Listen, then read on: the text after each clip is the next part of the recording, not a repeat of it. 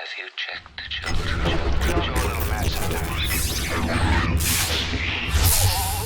Hi, I'm Chucky. Wanna play? Sometimes that is better. You're gonna need a bigger boat.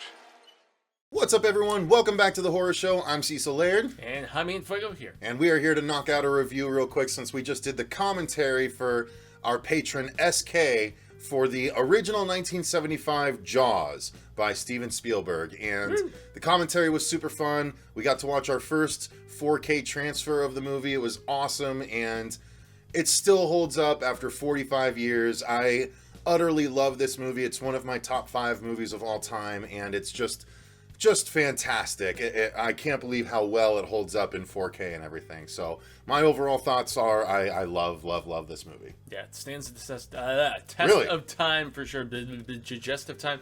Yeah, it stands the test of time for sure. And I mean, more so than not, it's funny when I was a kid and I watched this movie, like it was all the stuff in the first half that compelled me more so than anything. And as I'm an adult now and aging and all that other stuff, it's the back half that I do find more compelling as far as like the human interaction, the different egos, the trying to find common ground, all that different stuff.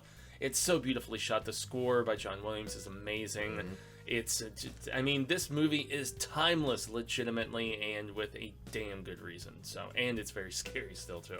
For sure. So the story is a small town in New England is terrorized by a giant great white shark.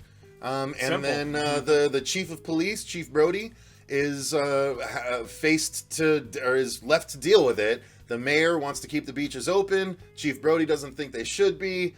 The medical examiner flips sides, and so they finally call in Hooper, played by Richard Dreyfuss. I knew Richard, but I was spacing his name again. And he is Hooper, called in as the shark expert. And upon immediate inspection, he's like, no, this is not a boating accident.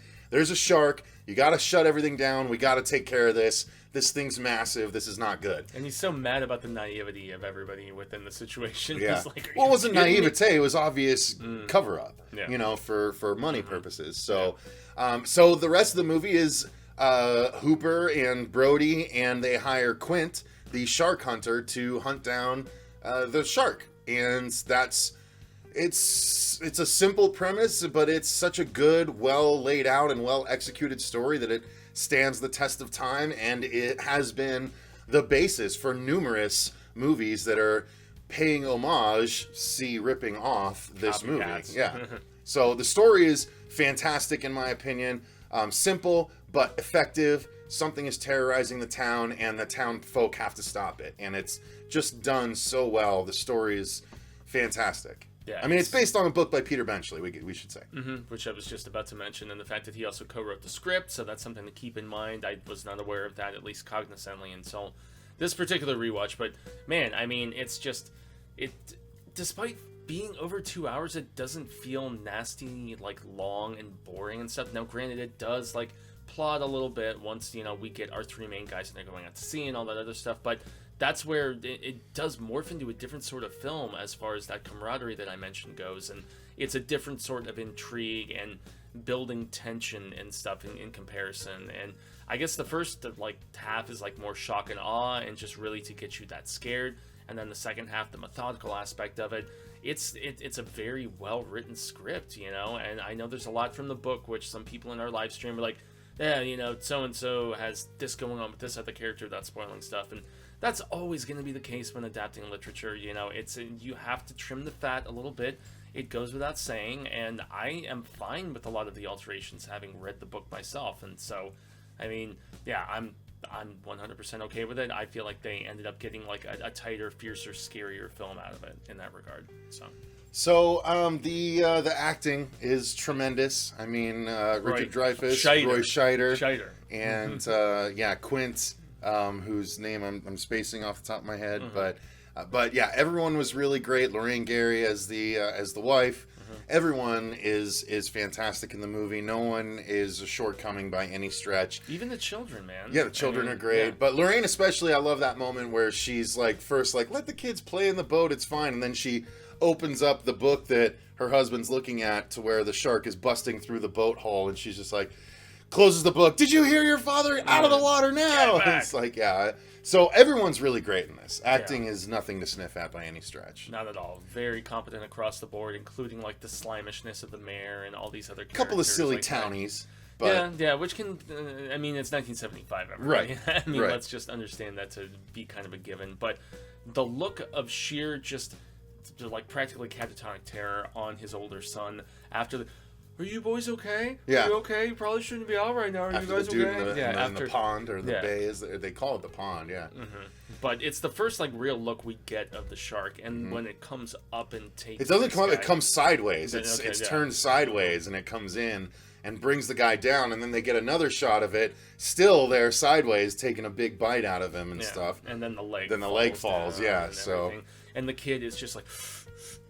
Yeah, just, like, he's in frozen. shock, He's yeah. frozen in water, and just props to that kid. And you know, I mean, once again, across the board, fantastic acting, despite a little bit of like goofiness here and there. But that's more so of the era than anything else, I would estimate. So Now, before we get into the effects, definitely the production design in this was fantastic. I mean, the orca itself, the boat with all the things on it, and the way it was all set up and designed in Quint's shack, and you know, even the Brody house and the sheriff's station, all that stuff, so well done, so well designed, so authentic and engaging. You Very know, much so. felt lived in everything. So it was very, very well done production design. yeah, I like the little shark references throughout in the like design of some of the settings and stuff like that. From like the head in that one spot when you're going to somebody's office to, I mean, obviously on Quint's ship, the jaws that are, you know, there on his, and he's very proudly displaying them. He's just like, yo, I've killed sharks before. What up, everybody? Numerous. So yeah, numerous in fact. And yeah, we all know his amazing story about the USS Indianapolis, and so that's like one of the most chilling aspects. Obviously, that's even beyond that. But even his discussion like builds a picture in your head so masterfully and frighteningly, and Yeah, it does. solid, very much so. Effects wise, now there are some gore effects, like when There's a gore Actually, I don't effect I remember- imagined. I don't remember seeing. I could swear there was a time where you saw her remains on the tray. I don't remember seeing the remains on the tray in this one. But there were. You saw her part There of was her the part hand. where he and, like pulls up the hand, and Oh, you it did see show? like the Okay. large chunk missing from. okay, the, you maybe did you were see it. looking Yeah, at maybe the, I was like, looking at the or something, comments. but- Yeah, okay. Yeah, it's when he's doing the autopsy of her, and he's like, this was a shark. There's no boat that did this. Yeah, and it's so all on, practical, and, good stuff. And then when Quint gets chomped into, he coughs up some blood, and there's some blood around here and stuff. There's not a lot of gore that you can show. I mean, when There's the the head. Kidner boy, yeah, that's right. You get the Ben Gardner's head, and you get the Kidner boy getting attacked again on 4K. It looks really cool because you could see him in the background, really thrashing instead of just being kind of a blur. You can really see him back there. And I obviously imagine some sort of underwater struggle with blood from a kid. And I don't know just, where you know, imagine I that don't- from. man, Because you were I- like, and then you get to see him biting the kid underwater. I was like, No, it wasn't you even don't. like him biting underwater. It was like what I at least remember for whatever reason is like an underwater struggle with blood underwater. You're mixing it up, I think, with the Jaws 4 kill, Maybe. where the hunter in the red wetsuit gets eaten by Jaws in the tank, and you see from behind, you see the shark chewing, and then blood starts to gush out as you hear the dude. It's the only time you actually see Jaws chewing on anyone underwater. Yeah, the scene from Revenge I always think is the banana boat, but you know. That's, Well, yeah, but that's- you don't see yeah, him chewing obviously, underwater. no. It's Yeah, just yeah. grabbing her off the boat. Man. Nonetheless, No, I'm yeah. guessing that must be what it is. When we're Maybe gonna we have to should- review them yeah. all after reviewing this Yeah, one. truly do. Having This done is- Meg and now doing this, we got to go through them all. Yeah, now, this so. has like started us on a course that, yeah, we cannot turn back at this particular point, but So effects wise, the shark. yeah. So We the all know shark the itself. Trouble with Bruce. Yeah, there's lots of trouble with Bruce, and they even did a documentary called "The Shark Still Isn't Working," which was how kind of Spielberg had to develop how do we show the shark without showing the shark and make it tense, and so that's where we get a lot of the POV shots that we got and everything like that. So Spielberg, creativity or necessity was the what is it? Necessity is the mother of invention. So that's what it was in this, and it was just the shark. When you saw it, it's still menacing enough because it's so big, but it does have jowls It has these little things here that sharks don't have because that's where the mouth They hinges. allow them to actually move up and down. Yeah, regardless, so, and then, the teeth don't jut out like they should, like a shark does, The teeth always jut out, the great white, when they actually attack. So, knowing all that, it's not a very good shark, and that's actually why I kind of want a remake, but it's neither here nor there. Effects for you? I can't criticize it, man. I mean, especially when I was Sure you younger. can. Well, okay, but I don't want to because of the fact that I feel like the average audience goer wasn't going to know that stuff that you and I dove so deep into, as far as like knowledge of like a shark's physiology and makeup Sure. and biting and all these different things. And so I think that's why it was so effective, and I still find it effective at a quick glance. If I'm not gonna, if I'm gonna do the check your brain in at the door mentality, as Yeah. my pops is so like fond of saying. You can check your brain in with Jaws, and you don't have to completely check it in because there is so much other stuff that does like cold pat as far as acting and score and so many other things. And yes, there's some shortcomings, especially now, 45 years later. Yeah. 45 years. It's My crazy. God, that's nuts just to think about. But the fact that it still is scary, the fact that it still holds up so significantly, they picked a beautiful place in Rhode Island, I'm assuming, to film this, because that is where it takes place, is on a small island off Rhode Island. And so, less about the effects, I guess, in this regard, since you covered most of Yeah. it. And those shots of the shark smashing into the cage are a few of my absolute favorites. The actual as well. real footage that doesn't look at all like the shark that we've seen in the rest of the movie, Yeah, but it does look it's like a true. real great white shark, because it is.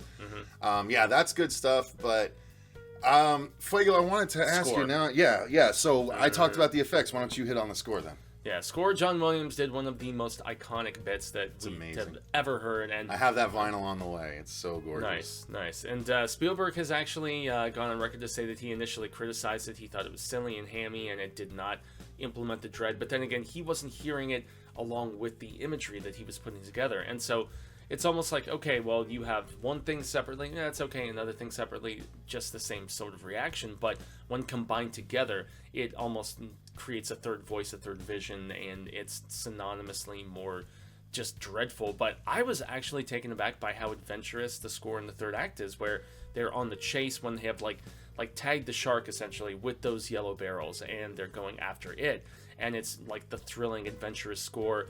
You pointed out, very similar to like the vibes that Williams was getting with Star Wars, and that he would later go on to with Indiana Jones. It's got that same sort of spirit to it, and it's not. It can be dreadful at times, but then it can also be just invigorating, which shows just the nuances of all of his talents. Man, it's really legit. So I agree with you. The score is fantastic. Even I noticed even more the downtime, not the obviously everyone knows the dun dun dun dun. Everyone knows that, but it's all the other stuff, like when the chase is going that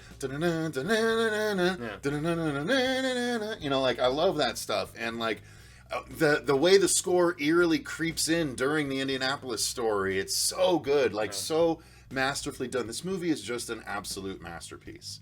There's no way that you guys haven't seen it, but if there is somehow a way that you have not seen Jaws, How does this happen? go and watch it. Make sure you watch it. If you have 4K capability, I highly recommend the 4K transfer on the Blu-ray that came out. It's gorgeous, and I utterly love this movie. Amen, brother. So thank you very much to SK for requesting this one. If you guys want to become a patron and request a movie yourself, the link is in the description box down below. And while you're down there, click the like button if you enjoyed the review. Make sure you go back and watch the commentary along with us. Queue up the movie and watch it with us, and you'll have a good time. We had a good time doing it with all the people that were watching. So if you haven't done that, I'll link to that at the end of this video. But until next time, you guys, I've been Cecil Laird. And gracias Oppenheimer. Fuego! And remember, stay scared. Stay out of the water. God damn.